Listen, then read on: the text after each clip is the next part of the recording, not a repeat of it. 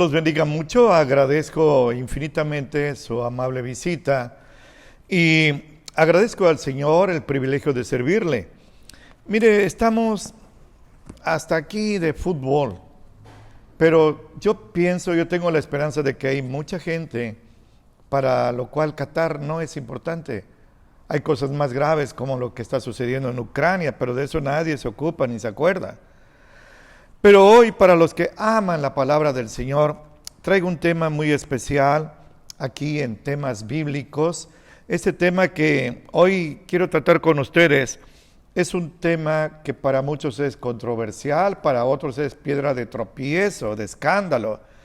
Pero para los cristianos verdaderos, este tema es fundamental.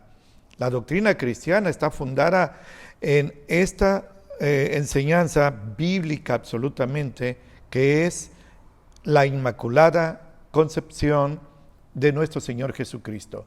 Hoy les presento aquí en temas bíblicos la Inmaculada Concepción de nuestro Señor Jesucristo. Repito, es mi esperanza, es mi deseo, es mi oración, que usted desee, como decía Pedro, como el niño recién nacido, la leche espiritual no adulterada, la palabra de Dios, para que por ella crezcamos en salvación. Hoy comparto la doctrina de el nacimiento virginal de nuestro Señor Jesucristo. Es tan importante que si usted cree esta doctrina, usted es salvo. Si usted no cree esta doctrina, usted no es salvo. Y a propósito, déjeme hacer una pregunta un tanto capciosa. ¿Sabe usted que los seres humanos venimos al mundo de 4 maneras distintas? Bueno, se las voy a decir brevemente. La primera es sin necesidad de hombre y mujer. Dios, por creación directa, creó a Adán sin mamá, sin papá. Dios así lo hizo vivir. Segunda forma, sin necesidad de mujer, como fue el caso de Eva. No hubo un papá para Eva. De la costilla de Adán ella fue formada, según está escrito en Génesis 2. Tercera forma, y es la que miles de millones de personas, es la que hemos venido al mundo, de un hombre y de una mujer.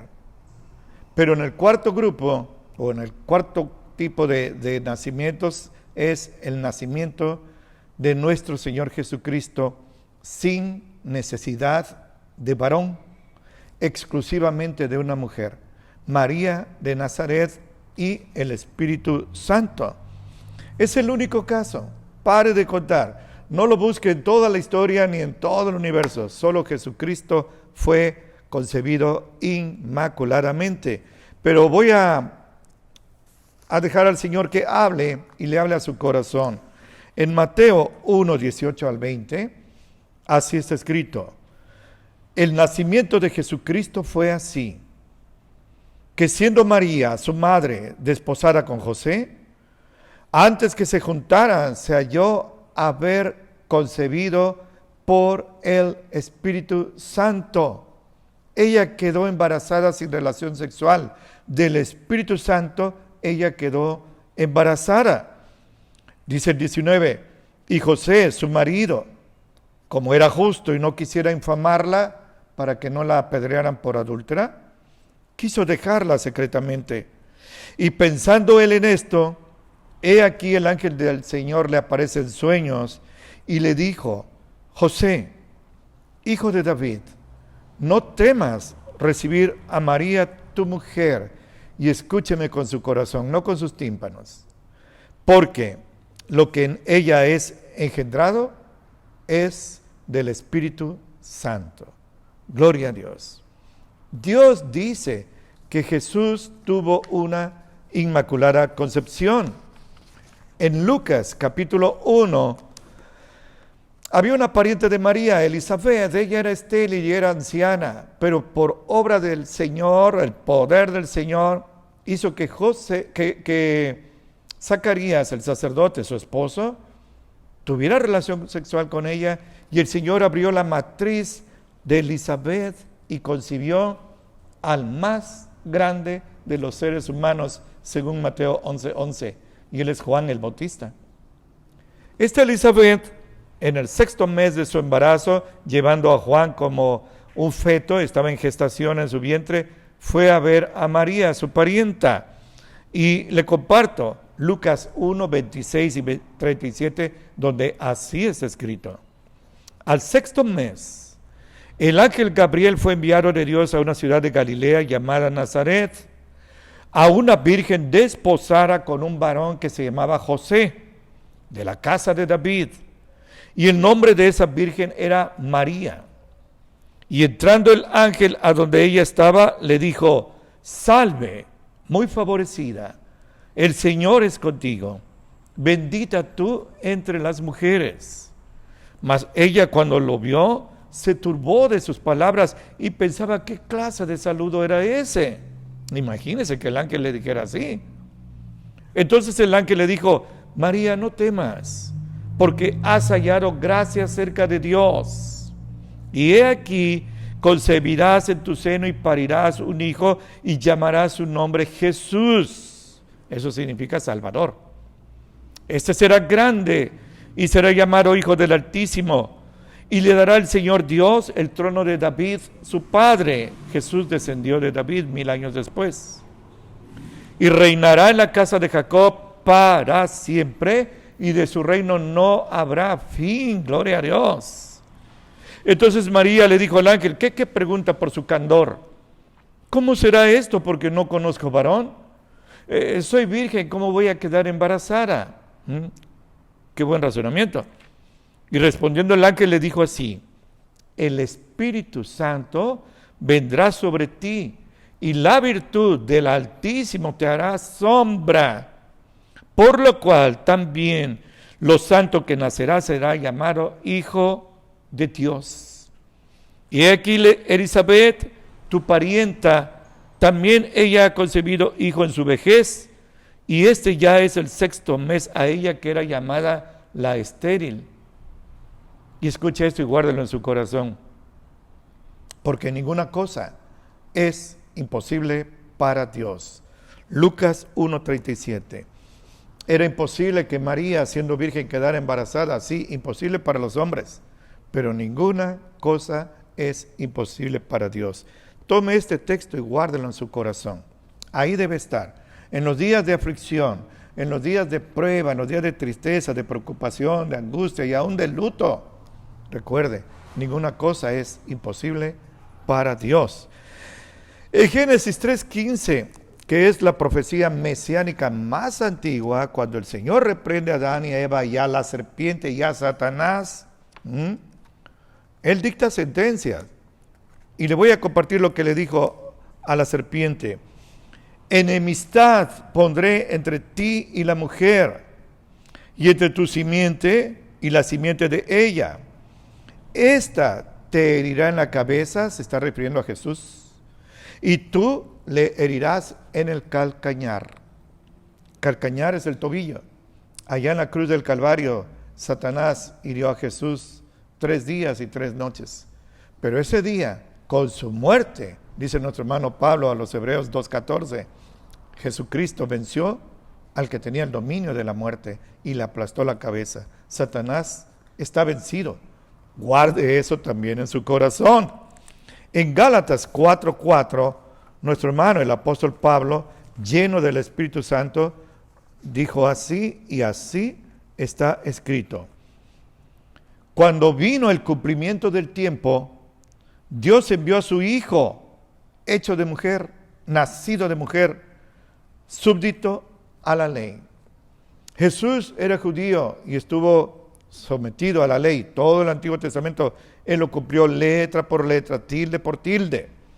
Pero dice aquí, a su debido tiempo. ¿Sabe qué?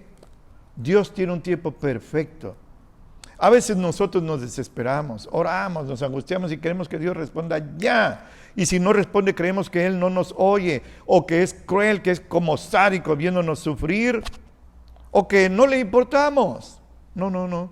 Dios tiene un tiempo perfecto. Y en el tiempo perfecto, Él permitió que su hijo naciera.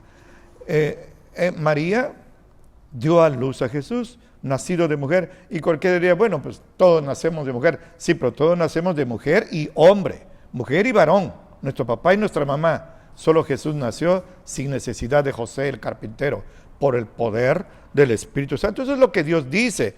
Y los cristianos creemos esto, pero a pie juntillas, cabalmente. Solo Jesucristo, lo dice Dios, tuvo una inmaculada concepción. Jesucristo tuvo un nacimiento virginal. Esta es una doctrina fundamental del cristianismo. Fíjese que yo siento un orgullo santo. Me siento orgulloso de saber en quién he creído. El único ser en toda la historia de la humanidad y en todo el universo que nació de una manera inmaculadamente concebido. Ese es Jesús. Cuando pienso en Buda, Buda tuvo un papá y una mamá. Mahoma, papá y mamá. Gandhi, quien usted me diga, Lao Tse, Confucio, quien usted me diga, de papá y mamá. Solo Jesús tuvo una inmaculada concepción.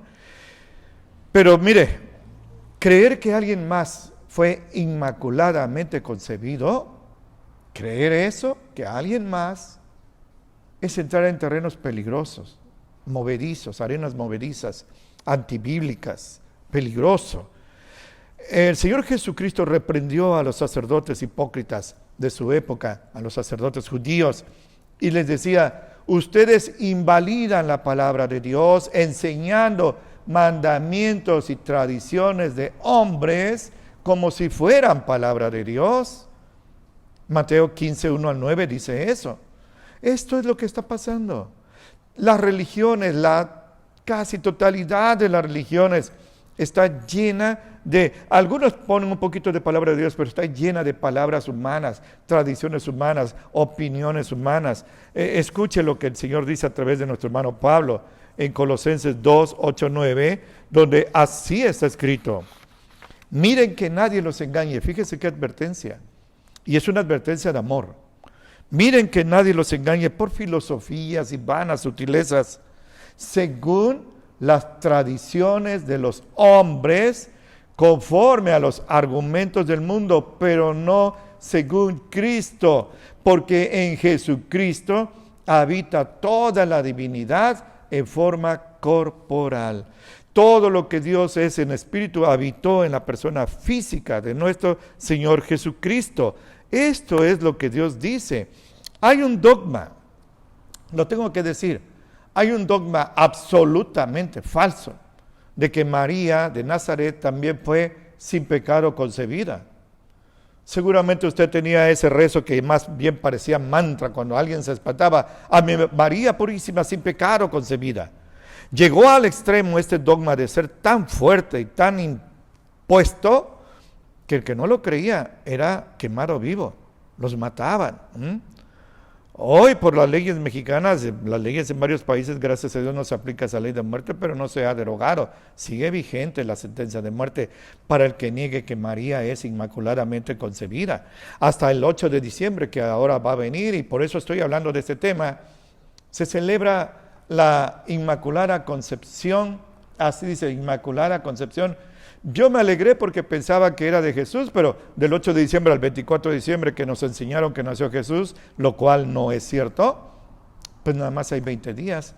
No, es la Inmaculada Concepción de María.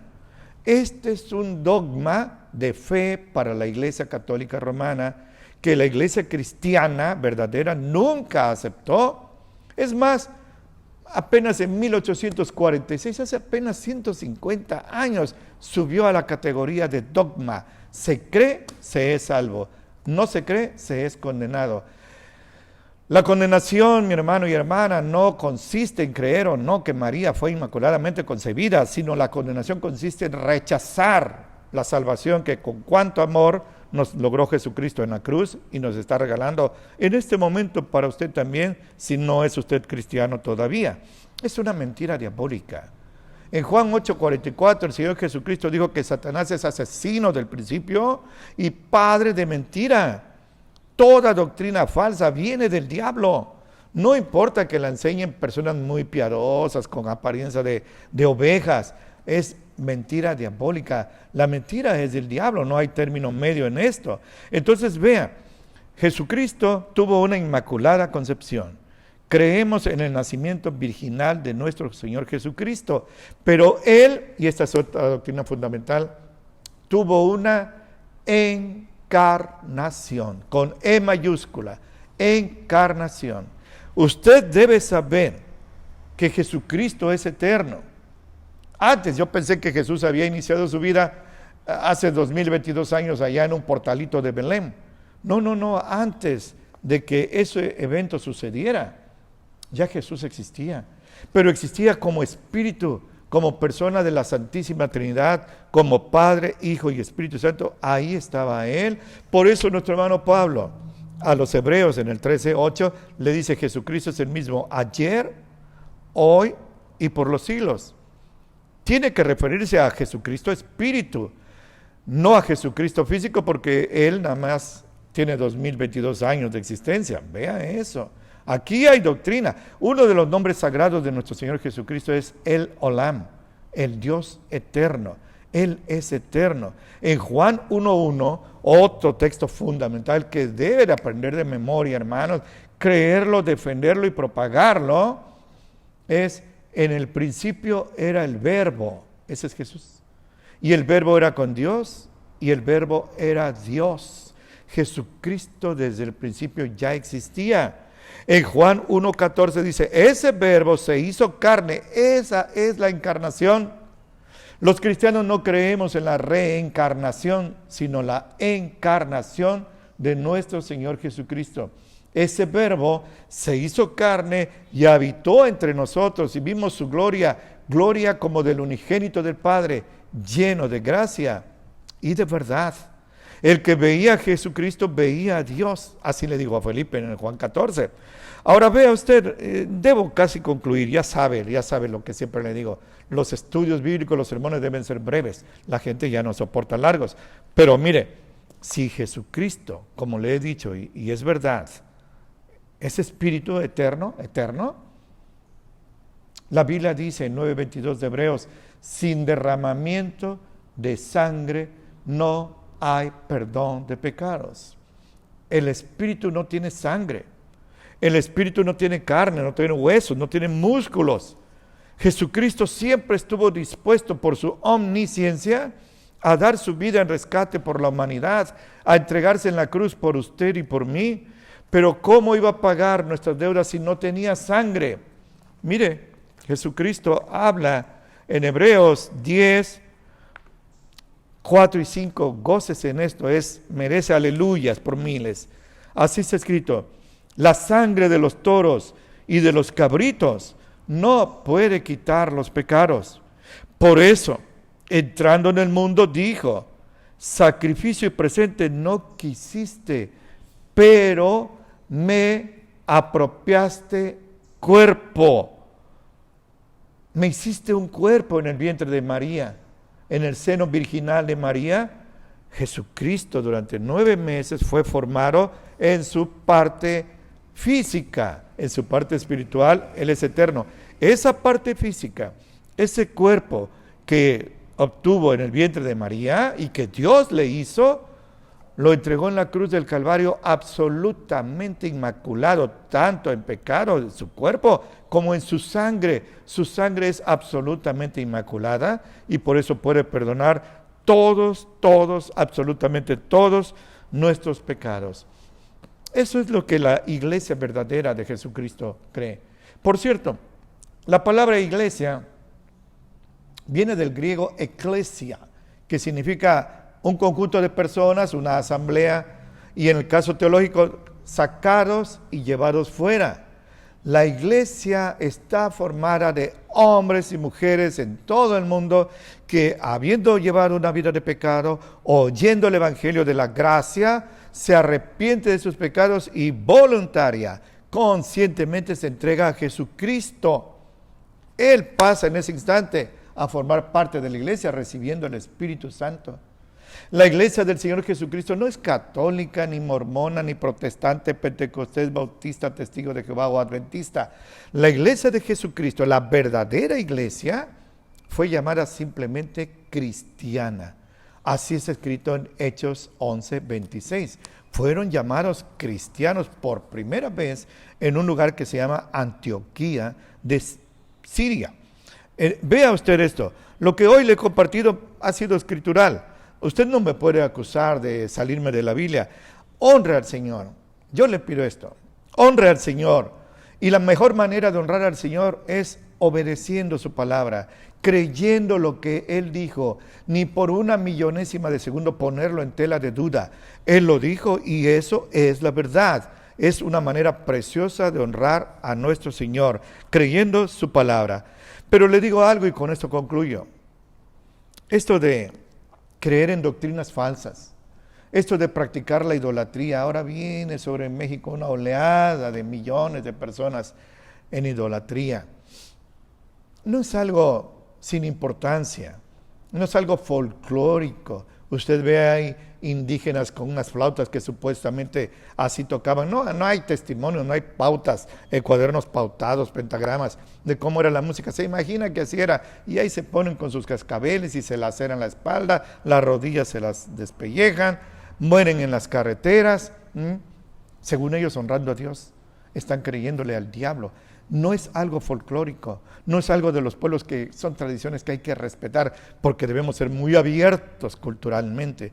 No, es tan grave que le voy a compartir 2 textos para que vea usted si es una simple tradición sin importancia, aquí cada quien que crea lo que quiera, o Dios lo prohíbe. En Gálatas 5, 19 al 21, lo que conocemos como el fruto de la carne, así está escrito: adulterio, fornicación, inmundicia, disolución, idolatría, hechicerías, enemistades, pleitos, celos, iras, contiendas, disensiones, herejías, envidias, asesinatos, borracheras, orgías y cosas semejantes a estas, de las cuales les denuncio, como ya se los he anunciado. Escúcheme, que los que practican estas cosas no heredarán el reino de Dios. Piense usted esto, reflexione. Si usted insiste en su idolatría, en creer doctrinas falsas y antibíblicas y hasta blasfemas, usted no va a heredar el reino de Dios. Mire, si no es grave. En Apocalipsis 21:8, yo le llamo un texto de oro, así está escrito: a los temerosos, a los incrédulos, a los abominables, a los asesinos, a los fornicadores, a los hechiceros, a los idólatras y a todos los mentirosos. Su destino será el lago ardiendo con fuego y azufre, que es la muerte segunda. Con Satanás y todos los demonios y todos los perdidos desde Caín hasta el último que nazca, allá serán lanzados. Es mi oración que esto que le he compartido haya cabida en el corazón de usted. Y si usted es cristiano o cristiana, pues compártala a tanta familia, tantos amigos que tiene que todavía están en la idolatría. Recuerde esto, Jesucristo dijo así: conocerán la verdad y la verdad los hará libres. Él es la verdad. Al conocer a Jesucristo somos libres de Satanás, ya no tiene poder sobre nosotros, libres del sepulcro, de ahí nos va a sacar el Señor, libres del pecado, el pecado ya nos domina, ya no nos domina, libres del error doctrinal, libres de la mentira religiosa, una libertad gloriosa de los hijos de Dios. Así que no lo olvide, Jesucristo y nadie más que Jesucristo tuvo una inmaculada concepción. Ha sido un privilegio servir al Señor y un gusto muy grande servirle a usted. Mirándolo a los ojos, le estrecho fuertemente la mano. Le doy un abrazo fracturante y deseo que el Señor atalaye entre usted y yo ahora que nos vamos a separar. Y como siempre, que lo bendiga mucho en Cristo Jesús.